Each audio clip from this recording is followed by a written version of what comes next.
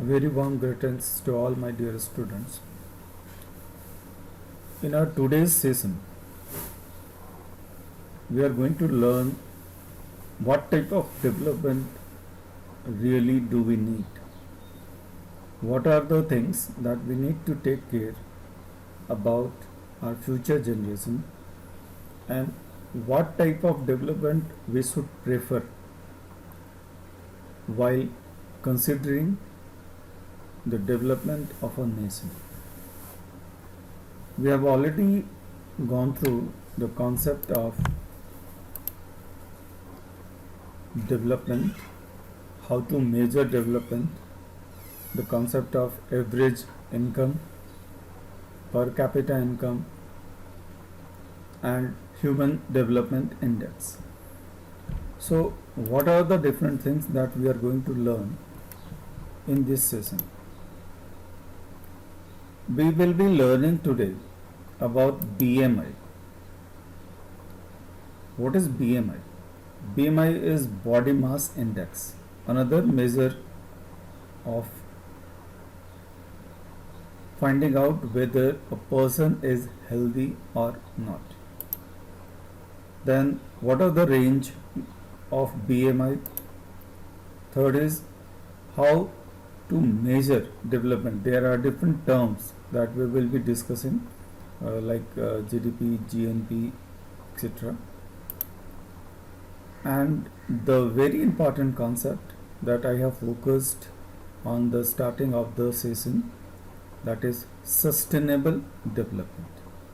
So let's start first with body mass index. What is body mass index?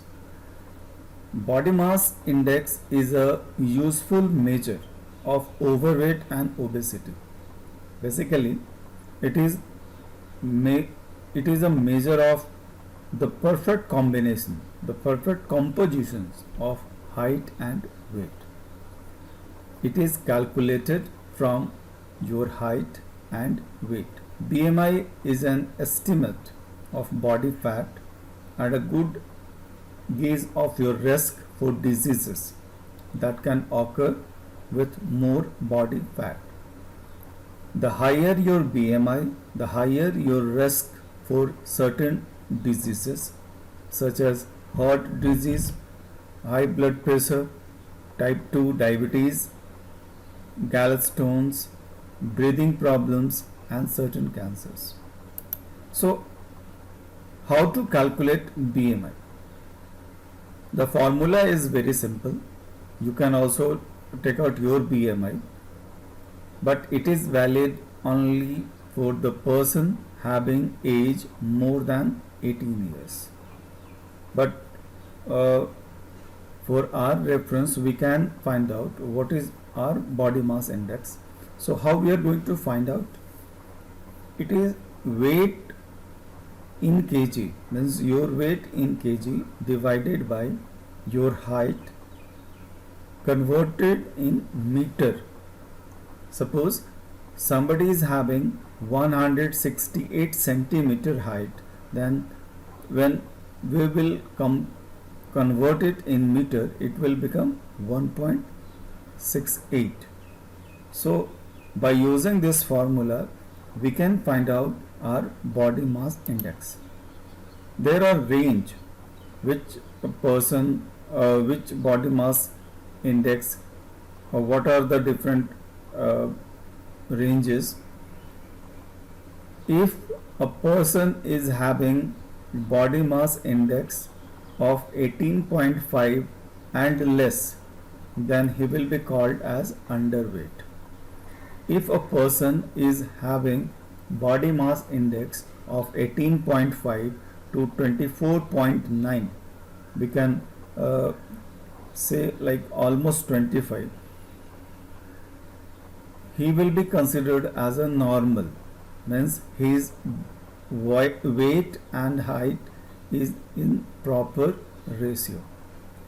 Third is, if your BMI is between 25 to 29.9, you are overweight, and if your body mass index is more than 30 and above, more than 30 and above, then you will be considered as obese. Means you are suffering from obesity. You need to take care of your body mass index. So with reference to height, what are the different weight we should prefer? What are the different weight we should have to have a proper body mass index? So if a person is having height of 6.8, his weight is up to 80. Means if a person is having less than 80 or 75 kg with height of 6 feet 8 inches, then he will be considered as underweight. The range between 75 to 100 kg for the person having height 6 feet 8 inches is a healthy weight. So similarly, you can find out your weight also from this graph, if you are falling in these categories, and what are the preferred weight that you should have. So this is the perfect ratio in which we can find out that a person is healthy and perfect in terms of height and weight. Now, how to measure the development? There are different concepts. We have already gone through what are the measures through which we can compare one country with another, one state with another. So now we are going to discuss three important concepts that we should take care of and we should know about. It is gross national product. Before going to discuss the gross national product, let us discuss gross domestic product. Gross domestic product is a measure of the total value of the officially recorded goods and services produced by the citizens and corporations of a country in a given year. What does it mean? It means it is the sum total of final value or market value of all final goods and services produced within the city, within the country, within a particular year. This is gross domestic product. Similarly, what is the difference between GNP and GDP?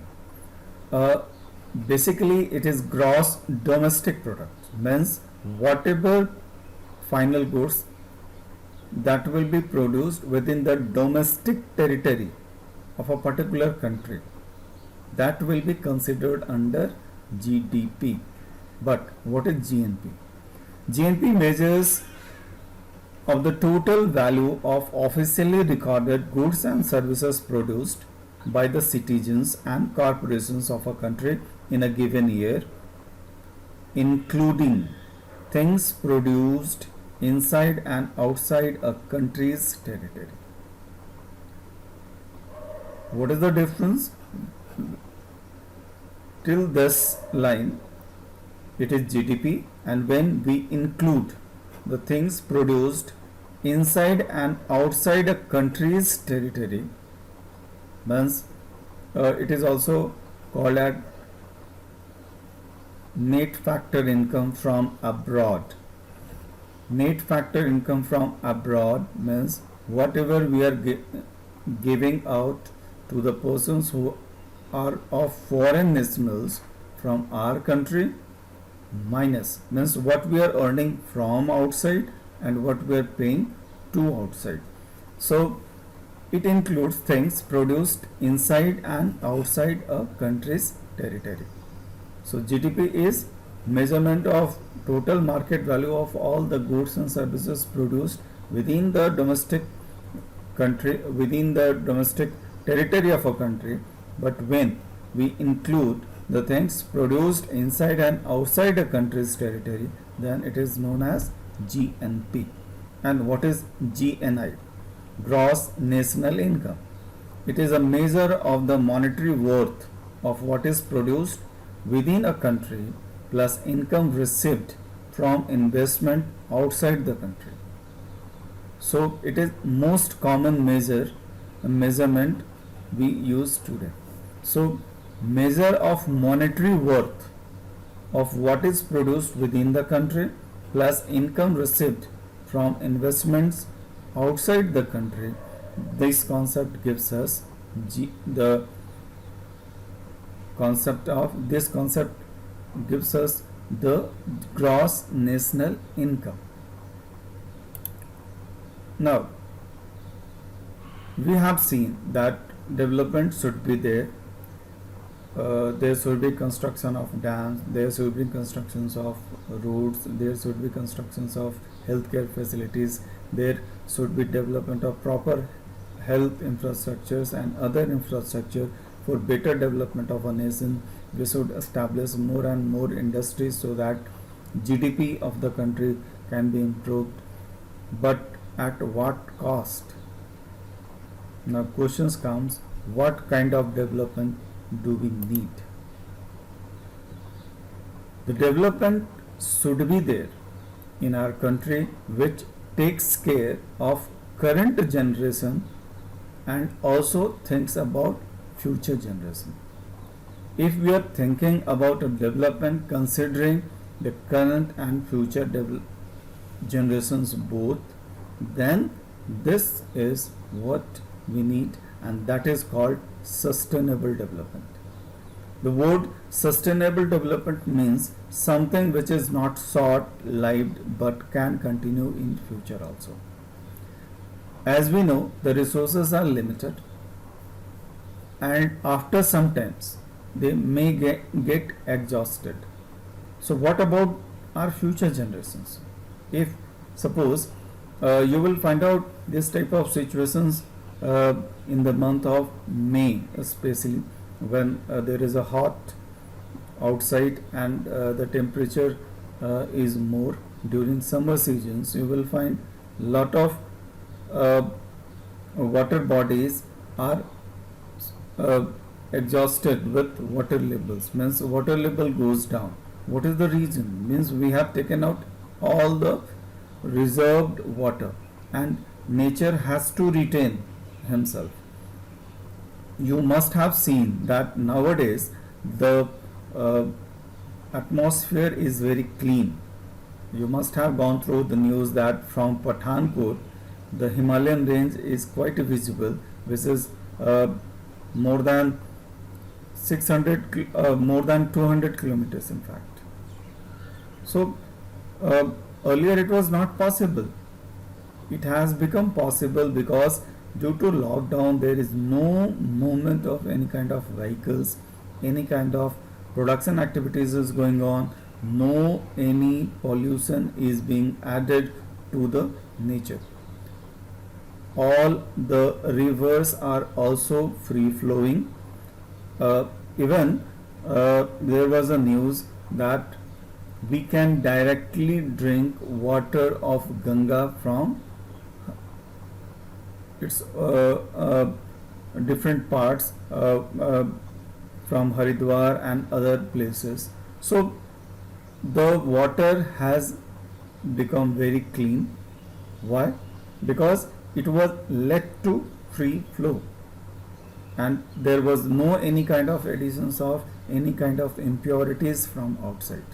So nature itself regains, but that requires time, and that we are not giving to nature due to the race of developing ourselves.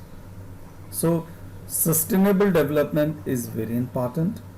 Sustainable development is a development strategy that manages all natural resources and human resources as well as financial and physical assets for increasing long-term wealth and well-being. That is what sustainable development is. What are the objectives of sustainable development? Sustained rise in the real per capita income and quality of life, reduction in pollution, rational use of natural resources. Means we can also add one another word, that is judicious use of natural resources. We should not go for uh, cost cutting. Means cost cutting is a kind, means we should not compromise our interest, but rather we have to go for optimization of our resources, means better use of our resources. So rational use of natural resources to fulfill the requirement of future generations. We need to take care of current generation along with the need of future generation. That kind of development all countries should focus on. That type of development we should want. So what are the different things that we can consider when we think about sustainable development? It should be zero waste, means there should not be any waste of resources. It must be plastic free. The development should be eco-friendly. Grow green concept, means less use of papers, more use of uh, soft form through computers. Ethically sourced, sustainable packaging, no single use plastic should be used. And whenever you are going outside to bring any kind of goods, you should carry paper bag, not plastic bag. So this is what we need to think about our future generation. The development should be green, that is sustainable. Thank you. We have finished the chapter. I'll be sharing the notes in my next class. Thank you so much and have a nice